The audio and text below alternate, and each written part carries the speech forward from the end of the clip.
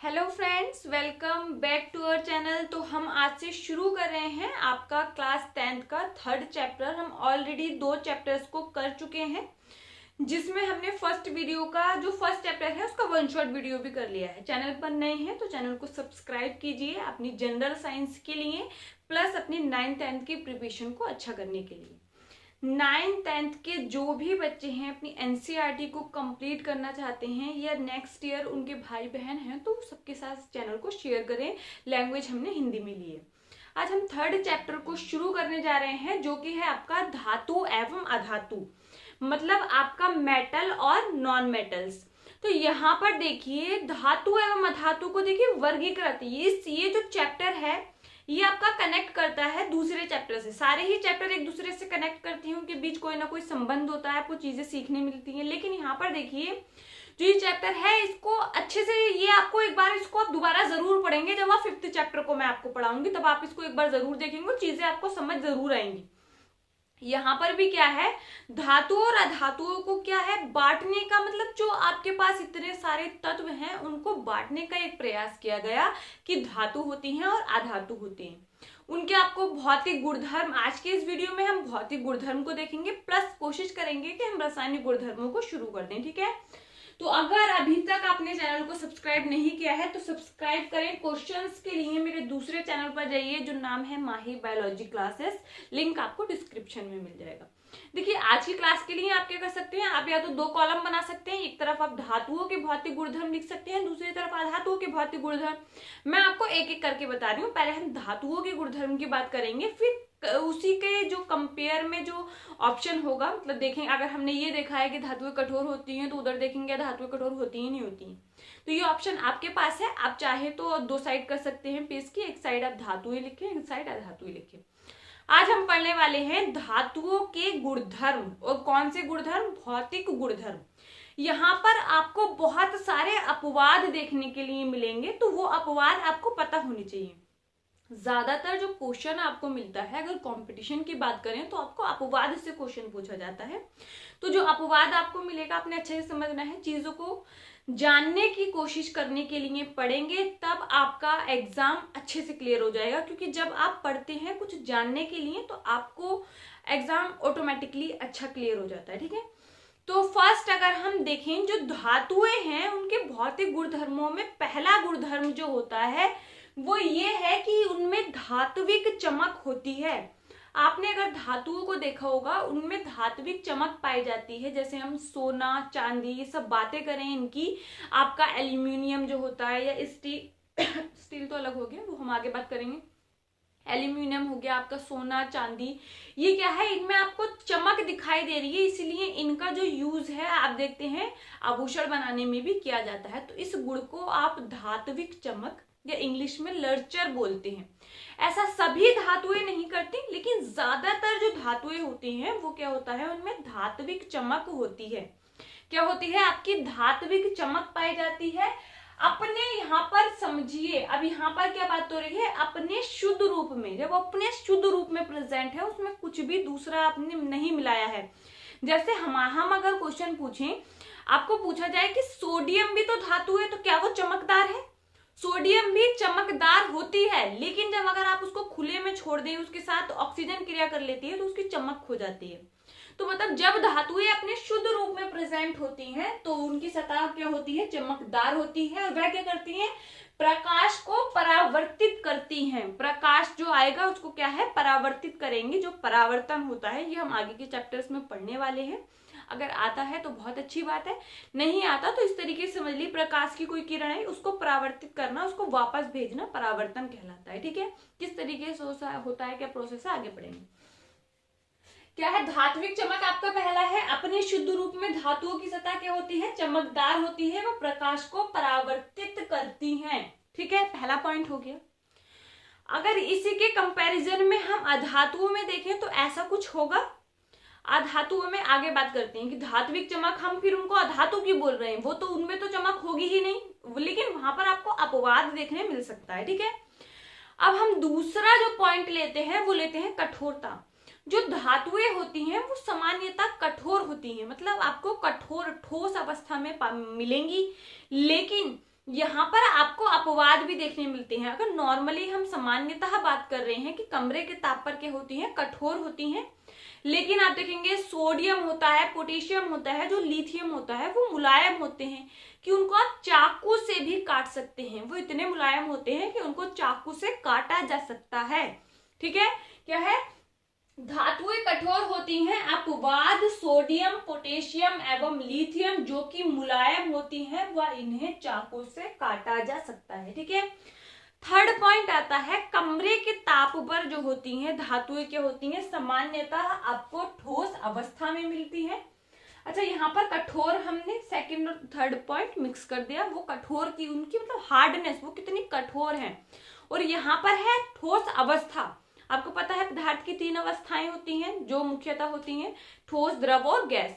और उसमें क्या होता है, ठोस अवस्था जो सॉलिड होती है उसमें क्या है, आपका जो धातुएं हैं कमरे के ताप पर नॉर्मली वो क्या है, आपको ठोस अवस्था में दिखाई पड़ती हैं। लेकिन अपवाद है यहाँ पर आपका मरकरी, जिसका जो प्रतीक होता है वो होता है आपका Hg। प्रतीक क्या होता है, Hg होता है। मरकरी ये क्या है, एक धातु है, लेकिन धातु होने के बावजूद भी आपको कमरे के ताप पर कैसी दिखती है, द्रव अवस्था में दिखती है।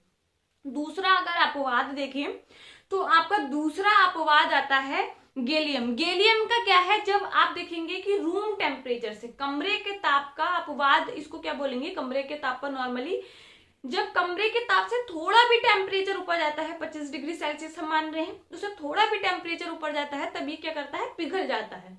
आपसे पूछा भी जाता है एग्जाम में, वह कौन सी धातु है जिसको आप हथेली पर रखते हैं तब वो क्या करती है, पिघल जाती है। क्यों पिघल जाती है, क्योंकि हमारी बॉडी का जो टेम्परेचर है वो 37 डिग्री सेल्सियस है।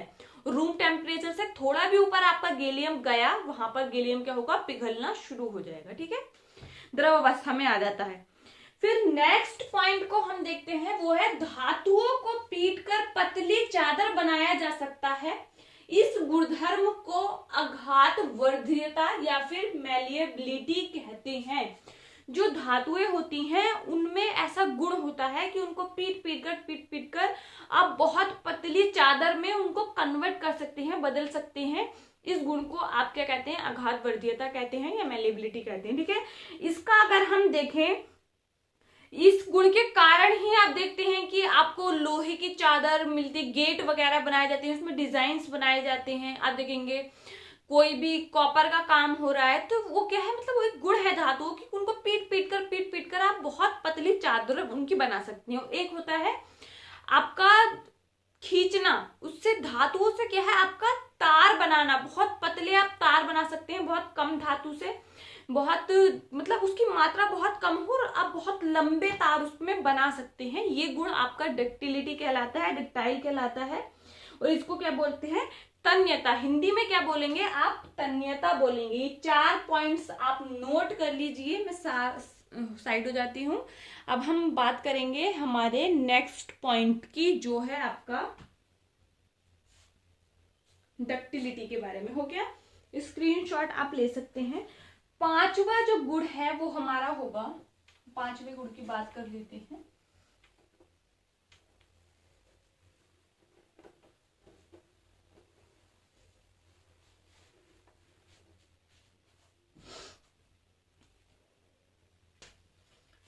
पांचवा गुण है डक्टिलिटी, जिसको आप बोलेंगे कि धातु को खींचकर, धातु को क्या है आप खींचकर लंबे तार बना सकते हैं। धातु के पतले तार के रूप में खींचे जाने की क्षमता को, धातु के पतले तार के रूप में खींचे जाने की क्षमता को, पतले तार के रूप में खींचे जाने की क्षमता को आप क्या कहते हैं, डक्टिलिटी कहते हैं, या फिर उसको तन्यता कहते हैं। खींचे जाने की क्षमता को तन्यता कहा जाता है। तन्यता, जिसको आप इंग्लिश में डक्टिलिटी बोलते हैं।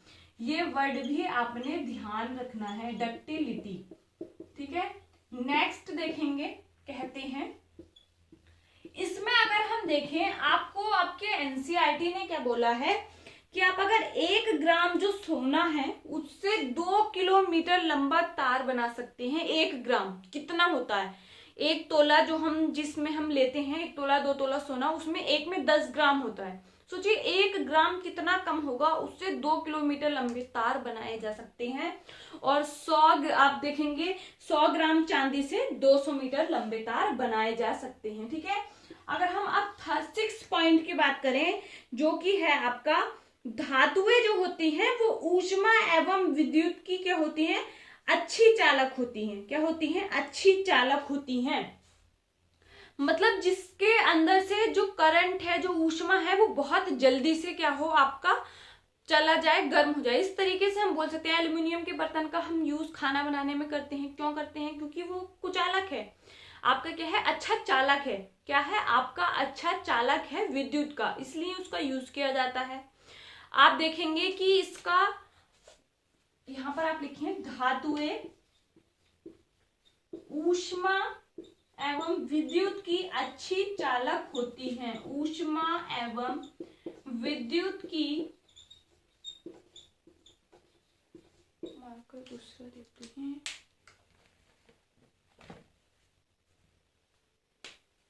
विद्युत की बहुत अच्छी चालक होती हैं। बहुत क्या लिखा जा रहा है, अच्छा कोई मुझे ये बताएगा कि हम लिख रहे होते हैं तो गलत क्यों होता है, चीजें गलत क्यों होती हैं जबकि हमारे माइंड में चल रही होती है। तो बताना है इसका रीजन कमेंट में। बहुत अच्छी चालक होती हैं, देखते हैं किसको पता होता है इस चीज का। लिखते लिखते जबकि हमें पता है, चीजें हमें पता है, लेकिन फिर भी वो गलत होती हैं, तो उसका रीजन क्या है। ठीक है, उदाहरण अगर हम देखेंगे, चांदी व कॉपर ऊष्मा के सबसे अच्छे क्या है, चालक हैं, जबकि लेड और आपका मरकरी क्या है, कुचालक है। मतलब लेड और मरकरी अगर हम देखें, चांदी और कॉपर को बताया है कि सबसे अच्छे चालक है, मतलब इससे आराम से ऊष्मा का फ्लो बहुत अच्छे से होता है। लेकिन लेड और मरकरी को कुचालक बताया है। कुचालक का मतलब होता है पुअर कंडक्टर, मतलब ज्यादा अच्छे से नहीं बोल सकते कि इसमें विद्युत का चालन होता है। उदाहरण के ले रहे हैं, उदाहरण चांदी और कॉपर ऊष्मा की अच्छी चालक हैं। ऊष्मा की क्या है, अच्छी चालक हैं, जबकि आपका लेड दे रखा है, जो लेड है जिसको आपको पता है पीवी से उसको दिखाते हैं, और आपका मरकरी जिसकी हमने बात करी थी द्रव अवस्था में पाई जाती है, Hg से लिखते हैं, कुचालक होते हैं। ठीक है, ऊष्मा के क्या होते हैं, कुचालक होते हैं। ये है हमारा 6 पॉइंट धातुओं के बारे में। बहुत सारे अपवाद आपको देखने के लिए मिलेंगे यहाँ पर, इसको आप लिख लीजिए, हम यहाँ पर इसको रफ कर देते हैं। ठीक है, स्क्रीनशॉट आप ले सकते हैं। अब हम जाते हैं 7th पॉइंट की तरफ। 7th पॉइंट की तरफ 7th पॉइंट है, आप देखेंगे कुछ धातुएं, हम यहाँ पर कुछ की बात करें मतलब सब धातुएं ऐसा नहीं करती, जब वो किसी सतह से टकराती हैं तब आप क्या देखते हैं, वो एक ध्वनि उत्पन्न करती हैं, उसको आप ध्वनिक धातुएं बोलते हैं, या इंग्लिश में सोनोरस बोलते हैं। इसी की वजह से आप देखते हैं कि स्कूल्स में जो घंटी जो बजती है वो धातुओं से बनी होती है। क्यों, क्योंकि धातुएं जब किसी सतह से टकराती हैं तब क्या होता है, वो ध्वनि को उत्पन्न करती हैं। ये गुण आपका ध्वनिक कहलाता है, जिसको आप क्या बोलते हैं, सोनोरस बोलते हैं। इसलिए हम यहाँ लिख रहे हैं जो धातुएं, क्योंकि सभी धातुएं ये गुण नहीं शो करती हैं। जो धातुएं किसी ठोस सतह से, किसी ठोस सतह से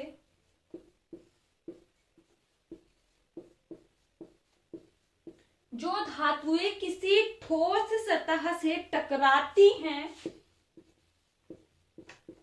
वह ध्वनि उत्पन्न करती हैं, वह ध्वनि उत्पन्न करती हैं। ये क्या कहलाती है, वो धातुएं क्या कहलाएंगे, ध्वनिक धातुएं कहलाएंगे, और यह गुणधर्म क्या कहलाएगा, आपका ध्वनिक कहलाएगा। ठीक है, ध्वनि उत्पन्न करती हैं, ये आवाज उत्पन्न करती हैं, उन्हें क्या कहते हैं, ध्वनिक कहते हैं। उन धातुओं को आप क्या बोलते हैं, उन्हें ध्वनिक धातुएं बोलते हैं, ध्वनिक इंग्लिश में आप इस वर्ड को बोलेंगे सोनोरस। ठीक है, एक दो पॉइंट और बचे हैं, फिर हम इसी के कंपेयर में बात करेंगे आपका अधातुओं का। 8वां पॉइंट देखेंगे, जो धातुएं होती हैं उनका द्रव्यमान और घनत्व क्या होते हैं, उच्च होते हैं। आपको पूछा जाता है कि सबसे अधिक द्रव्यमान किसका है, घनत्व किसका है, तो आपको पता है ऑस्मियम को आपको बोला जाता है। ऑस्मियम व ट्राइडियम जो होती हैं इनके घनत्व जो होते हैं उच्च होते हैं, जबकि जो लिथियम है उसका सबसे कम होता है। ये चीज भी आपने ध्यान रखनी है। द्रव्यमान घनत्व क्या है, उच्च होता है। द्रव्यमान घनत्व उच्च होता है,